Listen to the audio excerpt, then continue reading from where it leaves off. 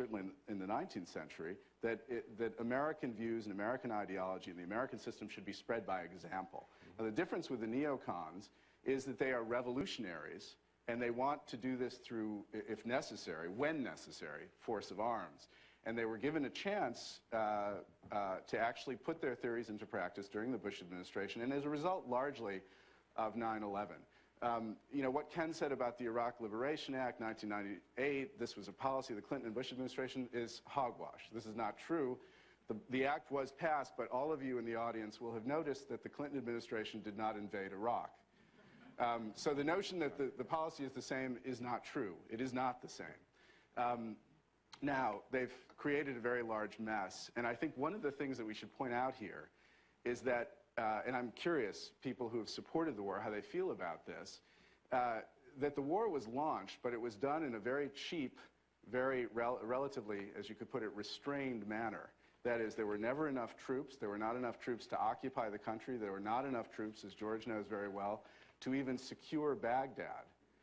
So that this war from the beginning, though it was launched on a neoconservative idea, was not funded or supported sufficiently politically to actually even give it a chance of success. Now, I will be very clear, I opposed it strenuously. I thought the mess that we are confronting now would indeed happen. In fact, it's exceeded my worst case scenarios, frankly. But it's also true that the administration lacked the political will, or at least the willingness to expend the political capital to say, frankly, to Americans, you know what, this is going to be extremely hard. It's going to take 500,000 troops. We're going to have to be there for 5 years. It's going to take $200 billion.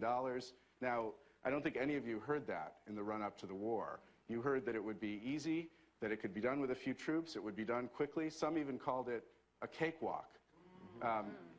Who was that? I can't remember.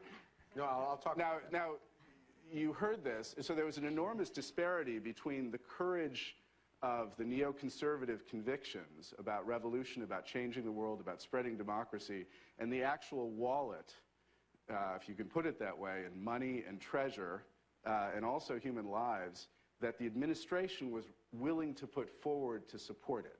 Now, to go back to George's question about the future of neoconservatism, the neocons aren't going anywhere.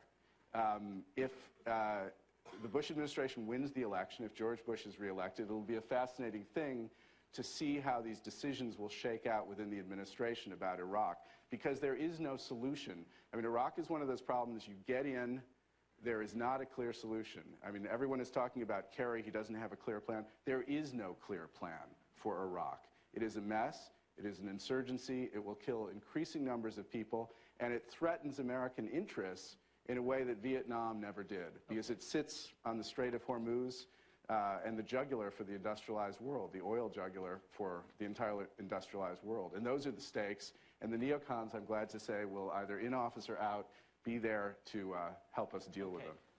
David Frum, you were a strong proponent of the war, but in your most recent book, you suggest that in Washington there's a drift away from the kind of, well, Mark calls it revolutionary, you might use another word, thinking that produced the Iraq War. I wonder if you think neoconservatism is still the guide to the administration's foreign policy, or has it, in a sense, gone into retreat?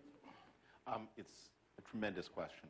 I appreciate, by the way, you're moderating this. You plunge into the middle of things and with no niceties. And I wonder if I could just pause to say, I'm just so impressed that there's so many people who will come out on a weekend in New York City to hear this discussion. It is, what an extraordinary achievement that is, and I thank you for being here. I was afraid of pandering to the audience, but I'm glad you said it. And well, I'm genuinely impressed, and I want to say George did not introduce himself, but if there is any justice in these things, you're looking at the next winner of the National Magazine Award for reporting. His reports from Iraq have been brilliant. They are essential reading, and I'm just honored to be here with you. And he was my classmate in college, which has nothing to do with what he just said. Thank you, David. So on to the question. You know, it's a funny thing for me, because I went through most of my political life never thinking of myself as a neo conservative. It never occurred to me that one of the things I knew was that neoconservatives were people who were not primarily interested in domestic policy, except maybe issues of crime and social order. But Norman Podhoretz had this had this very dismissive view. You remember him? He was like the founder of it, of people who were obsessed with the Federal Trade Commission. I was obsessed with the Federal Trade Commission, and I end up feeling I'm now often called as sort of an neoconservative, and I feel a little bit like the man. There's a joke about a man on the train platform in Darien or someplace like that. You're reading the newspaper on the platform, and an elderly woman comes up to him and sort of tugs on his well-tailored jacket sleeve and says, "Mr. Excuse me, I'm sorry to intrude you, but do you mind if I ask you a personal question? Are you Jewish?" And the man looks at her and says, "No." "You're sure?" "I'm sure." "You're quite sure?" And "Madam, actually, as a matter of fact, I'm a member of the First Episcopal Church here in Darien." And anyway, a lot of iterations of the joke. And with rising impatience, he says, "Madam, I have the greatest respect for the Jewish people. Let me assure you, if I were Jewish, I would be proud to say so. It just so happens that I'm not." More iterations. And finally, the punchline, "All right, let me read my paper. Have it your way. I am Jewish." And the punchline, of course, is, "Funny? You don't look Jewish." And so it's like I wasn't a neoconservative, and now I am. I think that the thing, when you talk about these ideological categories, it is very hard for all of us to deal with the experience of change. There used to be people in America, in this city, who are very important, called Whigs. And we would talk about Whiggish tendencies in American politics. And then they didn't disappear. They blended into other things. And because the party structure, because it's now impossible to change the American party structure, these things all happen within the existing parties. And so things get frozen in place. But I would say maybe the way I think about this, when you talk about what starts, what fades, our generation, I think, when we look back on it, will say that we have had, in this time, two great defining ideological experiences. And one is Iraq, and one is 9/11. And that these two are going to set new kinds of boundaries on the conversation. And the categories we lived with in the 70s and 80s became obsolete on 9/11. And what 9/11 did was it opened this enormous period of transition and flux in which, what vanished on 9/11? A bunch of things. What vanished, first of all, was sort of the post-Vietnam, suspicion and malaise of American power. There was no one after 9/11 who didn't want to say, America is a force for good in the world, and the people and these enemies who are against it, these are really bad as any group of people in the world, and power and force and violence is absolutely justified to deal with them. One of Kerry's foreign policy advisors, when he's doing sort of private briefings, dealing with people who are worried about Kerry, he begins the briefing by assuring them, "I want you to know that Senator Kerry intends to kill a lot of people." and this is like a new selling point for a Democratic presidential candidate. McGovern's advisor didn't. But so that's one thing that went, was the post-Vietnam, that's gone. And the other thing that went was Kissingerian realism. Because one of the things that Henry Kissinger not introduced, but sort of, it's always been around, but the thing that he sort of taught a lot of people in the Republican Party was this belief, comes out of the political science textbooks, the internal behavior of countries is not a problem for other countries. It should not matter to the United States or any country what goes on inside the borders. Well, we've all discovered what goes on inside the borders of Saudi Arabia or Pakistan or Iraq matters a lot. And so if there are pieces that are off the table, I would say those two pieces are the first off. And yet a lot of people are sounding like realists these days in the aftermath of the Iraq War. There's a lot of... On the left and the right, that's I would right. say. So that's part one. And part two is Iraq. And I said that these are the boundaries. Now, what happened was, in this period of tremendous flux, new ideas start getting put on the table. And some of them get old names. I mean, that you take the old name of neoconservatism, which I think has a lot to do with how people felt about what happened to the Democratic Party in the 1960s. They take this name and they apply it to the most aggressive, the most ambitious intentions. Undeniable that many of those intentions have received a check and a rebuff in Iraq, and that a lot of the hopes about a lot of things, like the revolution in military affairs, what you could do, how easy this program would be. But I don't think there is really much demand in this country, maybe outside of Washington, to retreat, to put an end to the process of change that was initiated by 9/11. So I would describe Iraq as a chastening experience, a lesson-learning experience, but not the termination of things in the way that 9/11. What lessons have you learned, for example, from Iraq? Well, I think, me personally, I would say, emphasize, one is that what an oversold thing the revolution of military affairs was. This is the most technical level, but this was oversold. And how, that the war, that one of the mantras of Washington is that American warriors are war fighters, and that you don't want to weight them down with a lot of people who are primarily good at keeping order in marketplaces and administering justice. And we're learning that a lot of those things remain necessary. I mean, I think probably maybe you would say you always knew that, but there are people. I think a lot of people always knew that. But there are a lot of very smart people who saw things military were changing dramatically because of technology, and that I think is oversold. So that's a very technical thing. I think one of the things that you take away from it is that a lot of the optimism about how easy the post 9/11 project would be has been shown up. It's going to be extremely hard.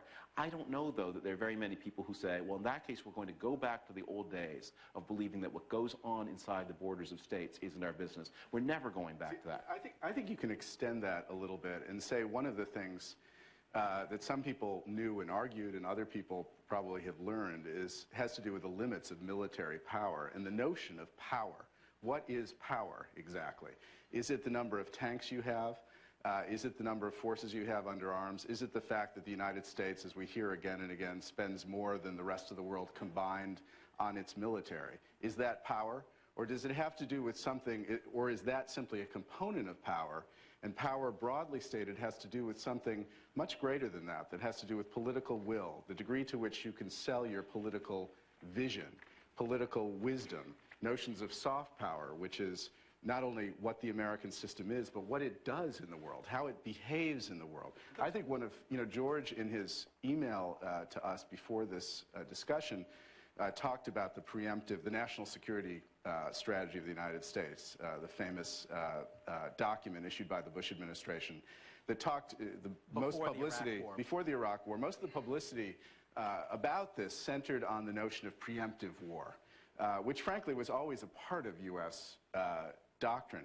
What's interesting to me in that document is the notion that preponderance of power can achieve things all by itself. That is, keeping a distance between yourself and any possible rival can essentially win the political battle for you.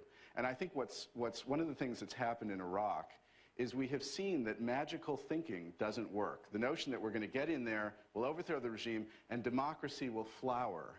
And we can forget about the steps in between. We don't have to, connect the dots. We don't have to answer the question of, well, what are you going to do about the Sunni, the Shia? I mean, how are you going to get from the fact that actually the Shia are the majority, but the Sunnis have always ruled, which is essentially a great part of what the present war is actually about. What is the answer to that question, Mr. President?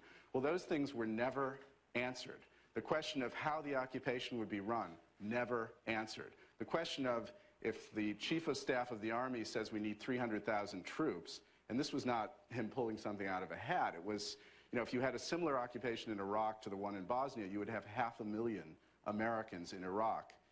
Well, no, we don't need that many. We can do it with very few troops. Well, how? How without military police? How are you going to keep order? Ken, never Ken Edelman, I want to ask Ken if magical thinking and the bill of particulars underneath it that Mark just cited is a fair characterization of the foreign policy that led to the Iraq War, which we're calling neoconservatism. Let me start off by saying I do sympathize with Mark on that the questions of after the overthrow of Saddam Hussein, those are legitimate questions, all right? So I think you're on good ground there. They're the central questions of the war we're fighting. No, but let me back up and take you on now that I was so nice. And those are, those are very good points. It comes back to Catherine's very quick comment, well, we have to get Iraq back to return to where it was. That's the last thing in the world I want to do. Saddam Hussein murdered 1 million Islam. Now, you can't on that. seriously think that And what so I don't meant want. was bring back Oh, Saddam Hussein. that's what you said. Okay, back to Not where you what I said. return. All right, I don't want it even a system like that. But now, let me get to this. There was no thinking, Mark, that all you needed was military power and nothing else had to be done. That's just a caricature that's just not accurate, okay? I think it was David's. No, and no one says that all you need is military